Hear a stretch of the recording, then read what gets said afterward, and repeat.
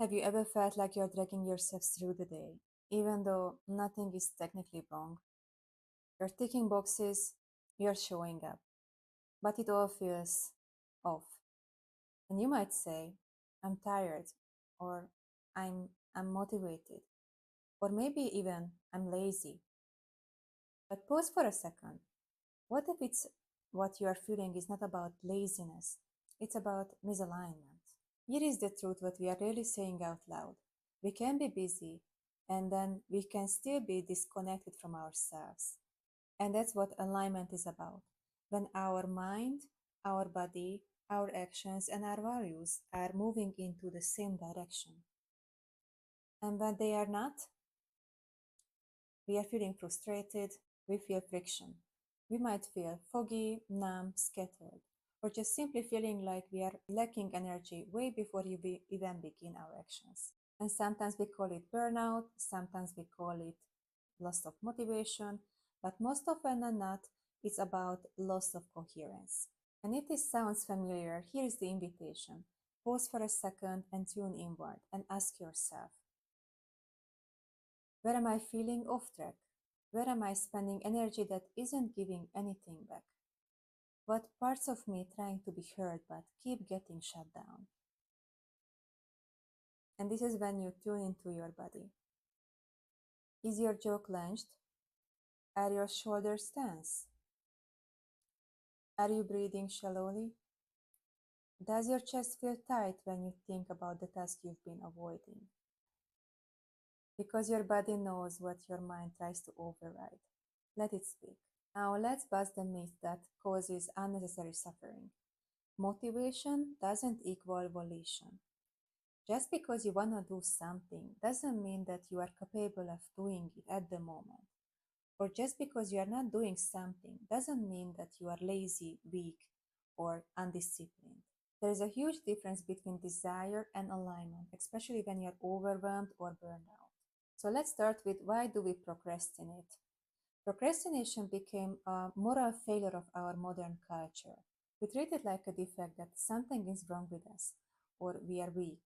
But it's not true. The shame around procrastination isn't rooted in truth, it's rooted in history. We have inherited hundreds of years of efficiency worship, where being productive equals being good.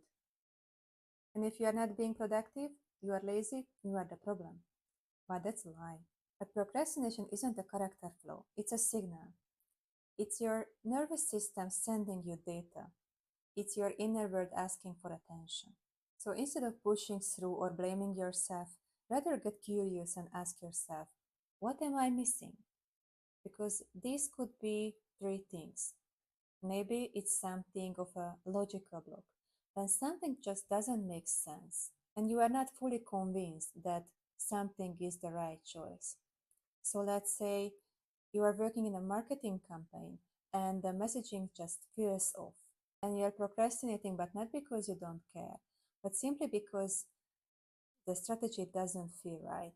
But then you get stuck in overanalyzing or battle with decision fatigue. So what do? Check your assumptions, check in with your colleagues, and ask, is this the best approach or just a default one? But sometimes the block is more of an emotional thing. When the task feels heavy, boring, pointless, or even feels unsafe. So, for instance, maybe you have to give feedback to your teammate, but you keep putting it off. Not because writing an email is difficult, but because giving feedback is emotionally charged. And you want to avoid conflict, you don't want to damage the relationship. So, what could be the solution in this case? You could simply redesign the emotional experience by simply initiating a walk and talk. Maybe you will start with appreciation, or in some cases, you better just ask a third party to engage in that conversation to ease the tension. And sometimes your block is more of a functional thing, when you know that it makes sense, you feel it's right, but you lack the practical aspects of it. When you maybe lack of the right skills, the tools, or maybe simply the brief what was given, lacking the key information what you need. In this case, what could be the solution? Asking for help. So maybe it means that you have to take a course. Maybe it means that you reach out somebody to co-work with and get the resources what you need.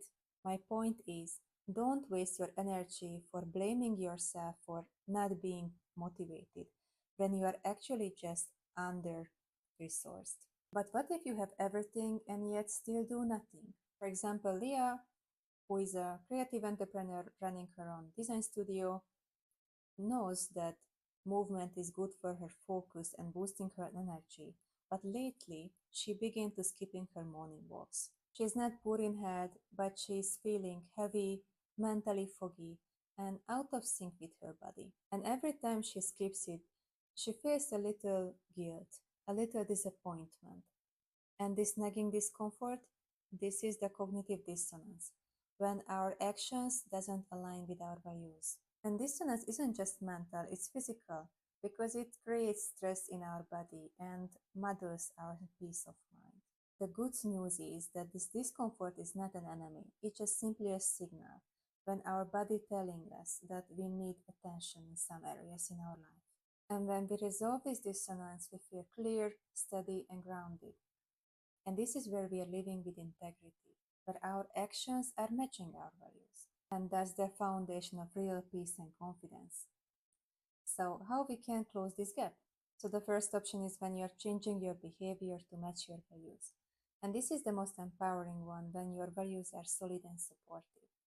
For Leah, this might mean that she's setting aside 20 minutes each day to move her body, but not because she wants to lose weight, but because she wants to feel more energized and more grounded. And every small step that she's taking into that direction, she's building integrity. And with that, she is building a deeper sense of self-respect.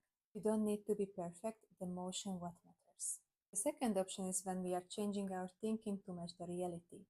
So sometimes the dissonance what we feel is not coming from doing the wrong thing, is more coming from the high expectations, the expectations that are most often are distorted.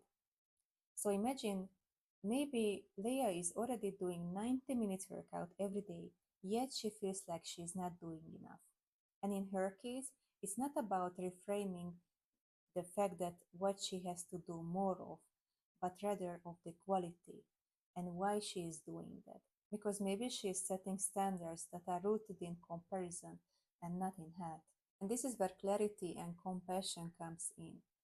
Because real peace is coming from aligning with values that are nourishing you, not punishing you. And the third option is when we justify and avoid. And this is the most damaging part because we are focusing on talking ourselves out of discomfort rather than resolving it. And Leah might start to say things like, I'm just too busy right now. At least I'm not as unhealthy as Jenny.